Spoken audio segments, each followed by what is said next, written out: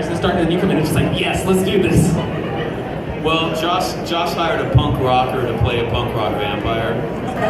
So like I was like, oh, this is delicious. So, like he told me, I want the Sid Vicious of the band. Like I saw the Dead Kennedys and the Clash in '79 in San Francisco at the Cow Palace.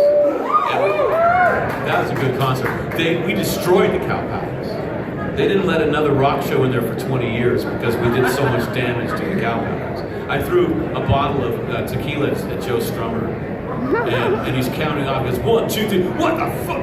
He thought, because in punk rock, sometimes the bottles start flying, you know, and they thought they were under attack, but then he noticed that the bottle was full, and he was like, right on, you know. It's a friendly gesture, fabulous. So there was no doorman stopping you from bringing the tequila in. You just got it in. Well, they were stopping me when I got it in. Yeah. But so I was a punk rocker from the '70s, and I remember he said, I want Sid Vicious, and I love the Pistols, right? But I was like, Josh, you don't want Sid. And he's like, yeah. I'm like, no, you don't. I'll give you Sid, and then you'll know why you don't want it. This is Sid Vicious. Girls like me because I've got a nice face and a beautiful figure. Sid was an idiot. Sid was not smart, very pretty, but Sid did not play on the album, and he ruined the tour with his horrible bass playing. So he wanted Johnny Rock, and I was like, you want Johnny, man? And he's like, I don't care, just punk rock. So yeah, so I was in there. So, because this is Comic-Con and Joss is heavily involved in Marvel and DC, you know, he did the Avengers, he's doing Justice League and Futures. Do you ever have that one, because I'm sure you guys have a great relationship, do you ever have that one in the back of your wallet, like, cast me in this card? Do you ever? No. You know, call him and say, I would like to be this Avenger. No, man, like, the truth is that when it's not to my benefit to try to force myself into any role, because it only really works when you're really right for the role. So it only really it has to click. Yeah, it has to fit. Really It has to fit you. It's not fun if you're not the guy for the role. Unless Josh thinks there's no one else but me for the role, then I probably should be doing something else. Yeah. I had, have you seen Dr. Horrible? I've seen some of it, yeah. So, they never made a second version of it, but in my brain I always pictured you as the villain for the second go-around. Would you guys like to see that? So tweet at Joss Whedon and you... Alright guys, let's open it up for questions. Kevin back there is going to run around with the microphone. He's going to help me out. We got Matt as well. Mr. Marsters, tell us, what's most important in your life right now? Oh man, I'm a father, so my kids. Hands down. That's why I came down to Los Angeles, man. I was a theater actor. I was really happy producing theater, being dirt poor as theater people are. I'd done that for 10 years. And then I had a son, and I experienced the voice of God. My son's getting wiped off on the birthing table, and I hear this thing in my head. Go to Los Angeles. Prostitute yourself. Do anything. You decided to be poor, but this young thing did not. So I went down to Los Angeles, and I got an agent, and I told my agent, I do not care. I'm not here for awards. I'm not here to prove myself as an actor. I did that in theater. I will do anything. I'll be the new House. I don't care. And she's like, right on, because that means you can make money. If there's no pride, then you can make money. And then, lo and behold, I actually got on a show that was better written than most of the original plays I was doing in theater. And I was just pinching myself constantly. Like, I was selling out. I was supposed to sell my soul, and here I am. Yeah, so what was the question? Most important thing right Yeah, now. so I mean, I came down. The only reason that we're sitting here together is I had a son and I wanted to feed him. So yeah, so I have a son, I have a daughter, and they're both in college. And they were both back from college for the summer. We had a great summer, and now they're back in college. And my wife and I are like, anybody who's a parent knows. Yeah, I think parents are superheroes. I think, yeah. Take it, parents. I think being a hero is about sacrifice, and I think that's what parents do all the time. And that's why I think one of the reasons that I like doing genre stuff with heroes in them is because it gives real heroes a chance to put on a cape while you're watching the movie. You know, and then it's like the artist saying, "I see you. You're important." Just wait over there. Oh, you're not going to stay here? It's not bad, but I'll let you have your fun with it. Okay. I'll see you later. Bye. Oh, hi.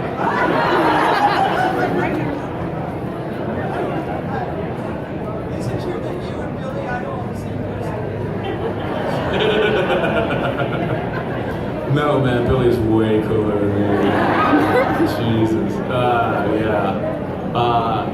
Yeah, it's weird because like they were trying for Sex Pistols, so they had like 3 days. They cast me as Spike because they had no more time, right? They'd been looking for Spike for 3 months. They hadn't found him, so they were scraping the bottom of the barrel, and they cast me. They had 3 days left. I mean, at that point, I'm sure they were just like, whatever, we're gonna kill him anyway, just cast him. So they took me to the hair department, and the hair department said, okay, with punk rock, there's 2 different hairstyles. There's jet black or bone white. All the mauve and pink, that's glam rock, that's cool, but that ain't punk. So let's go the easy route, we'll go black. And they tried black hair on me, and it didn't look good. At which point the hair woman went, I'm so sorry. We have 2 days left, and we're gonna have to make you bleach red. So here we go. And they bleached me the one day, sent me home, and they bleached me again the next day. And the first day was fairly bad, but the second day was horrifically painful. And so I ended up blonde because that looked better, and that looked like Billy Idol, but it meant that I could never go like that, never sneer, which is like a very punk thing to do. It's not just Billy Idol, but because of the blonde hair, that's one thing off my plate.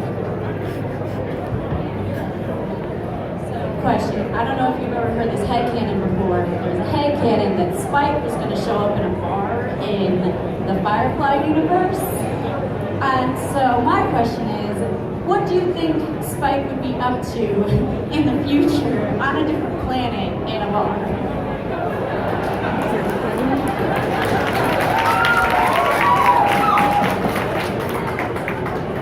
It's a really good. I have no idea. I always thought that it would be very interesting to see Spike. Like, we left Spike on television. He had just gotten a soul, and he was still trying to figure out what to do with it. And I think that, I don't know, he never really got his act together, you know? And so, like, if you see him hundreds of years in the future, he might be like so together, you know? I don't, but it would be a lot more delightful if he had learned nothing. That's a great question, but actually that's for the writers, man. Like, I'm the waiter and they're the chef, right? I'm just supposed to get the food from the kitchen to the table without dropping it. And if you can do that, then you look like you're like really talented because the words are good. You look like you're a genius. But in truth, I'm just picking up the plate. Here you go. Yeah. Who is your favorite remote? Do I have to have one?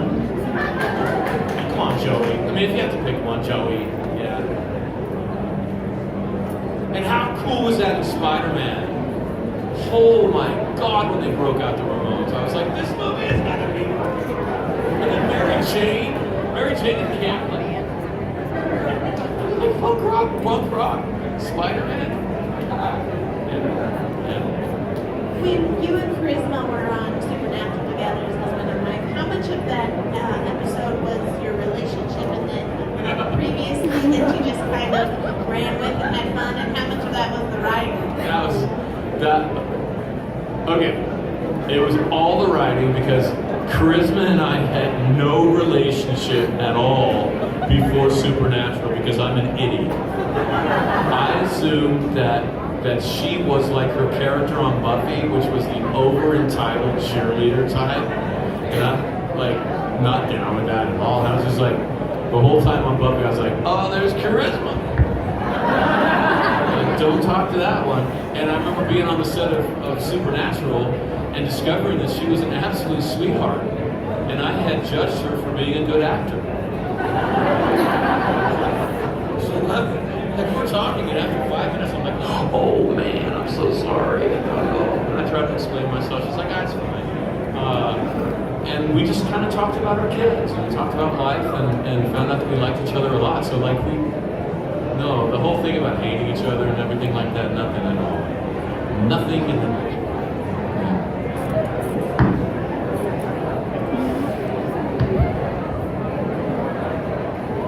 Hi, first of all, thanks for coming. My question is, when Spike got his soul on Buffy, it was a huge moment, not just for the show, but for the character.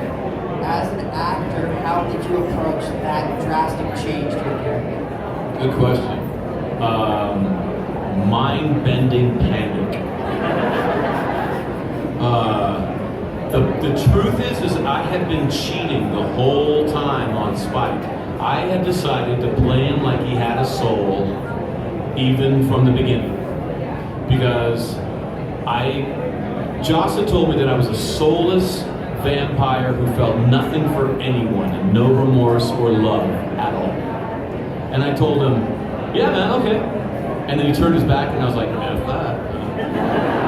Because if I played him like he wanted to be, then the audience wouldn't connect with the character, and he would, and I'd be killed off. And I was very poor at that time. I was getting paid more than I'd ever dreamed of getting paid. And I've always felt that if you find the love in a character, whether that's love denied or love twisted or wherever that is, if you find where that love is, that's where the jet fuel is, and that's where you're going to connect with the audience. And so, it was love for Drusilla. And on the page, Spike was kind of judgmental towards Drusilla, and he wasn't that really loving toward her. The thing was, Spike was being set up so that Angel could go evil and take up with Drusilla, and that the audience would feel like that's okay. And I wasn't down with that. So I played like Spike was a great boyfriend with Drusilla, and they completely undercut everything going in that direction. And so when they gave Spike a soul, I was like, oh no, like I have nothing else to give. Like I got nothing. And luckily it was the writing that gave everything else. Like I gave nothing, I did nothing. And it was all the writing that changed that character. Yeah. Hi James. Happy late birthday. His birthday's on Monday, so wish you birthday month. So mine's also about Supernatural. I love you and I've watched a lot of things that you're in, but I heard a story about the boys were ranking you underneath the desk during Supernatural, and you held character. So was there ever a time that someone actually made you break character because their prank was so great?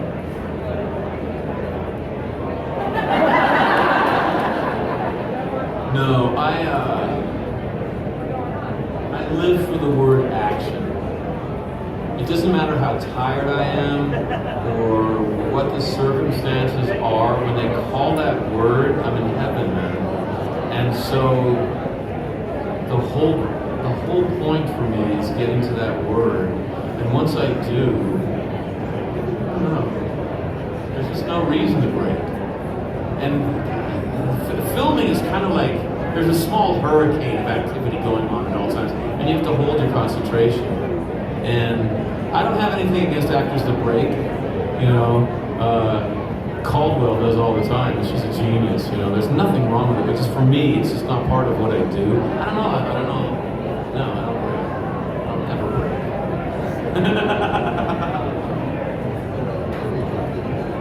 I sound like I'm so serious, but it's true. I'm an actor.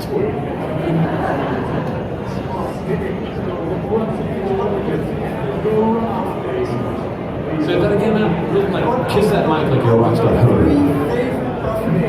Oh, right on. Oh, man. So many favorite episodes. Well, I would say maybe there's some favorites that you're not even in, right? Well, I think one of them would be The Body. Yeah, I mean, like that that blew me away because Joss just stripped it of all the supernatural stuff, of all the jokes and special effects, and we just saw an adolescent girl lose her mom. Period. And it was kind of a proof of concept that this show, that the characters were strong enough to do that.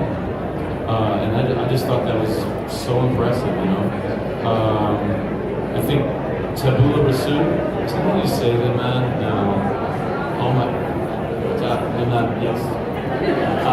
That was delicious, you know, to have all the characters forget their backstory and rediscover each other freshly. I thought that was fabulous. And then probably the musical. Because I was never more proud of us as actors in the musical. We were actually terrified. Most of us had never sung publicly before. Tony Hidd and I already had. I was in a band in high school and I was playing clubs at the time in Los Angeles. So I was comfortable singing. I just didn't think that Joss could write. I don't know. He gave us a cassette tape of him doing the songs. As a singer, he's such a good writer. So impressive with his writing. Anyway, the songs did not sound like they do now. And to my ear, it sounded pretty cheesy. And so we all, for different reasons, thought that he was flushing the show down the toilet. He was like, it's a perfectly good show, you're ruining it. What are you doing? So in the beginning, there was a lot of whining and trying to talk Joss out of it. And then at some point, we knew that it was going to happen. And even though we were sure we were going to fail, we decided to do our best anyway, or try our best. And I thought that was just a little bit of valiance in Hollywood, you know, which was kind of refreshing. Please tell me you have that cassette tape still. Oh yeah. So, is there any chance that you would play it and put it on your Instagram or somewhere? If Joss ever crosses me. No, man, I think you can get it. I think it's released somewhere. I don't think I have the only copy. Hi, how's it going? I'll search the iTunes store to see if I can find Joss's rendition. Rick, find out when you were young with Buffy, they want you in an Angel.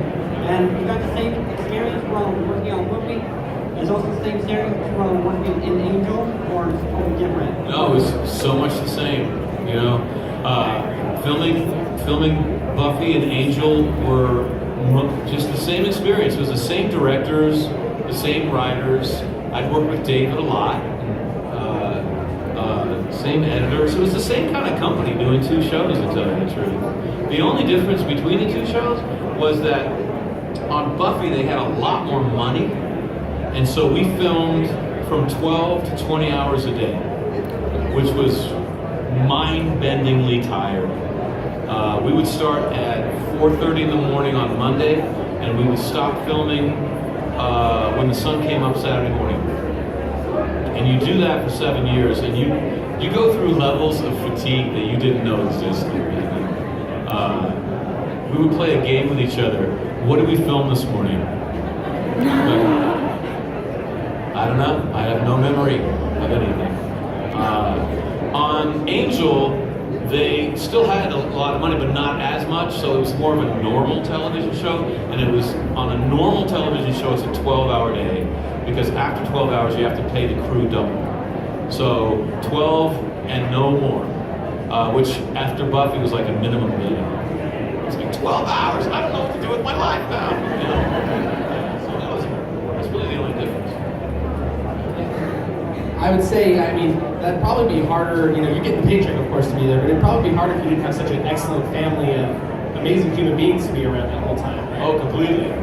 Oh, it would be terrible if there were bad people. No, I was very lucky. I've been lucky all my life. I mean, and the thing is, I think actors get a bad rap. I think in every office building, on every floor, there's one person you don't want to have to meet in the morning, you know? And that's probably true everywhere. And I think that there probably are actors that are really horrible to work with. It's just I haven't been inflicted by them. I've been very lucky. I've always been able to work with people that were very fun to work with. Yeah. You guys make it look like it's fun. I mean, I think that's why the show's so great, because you guys are all so great together.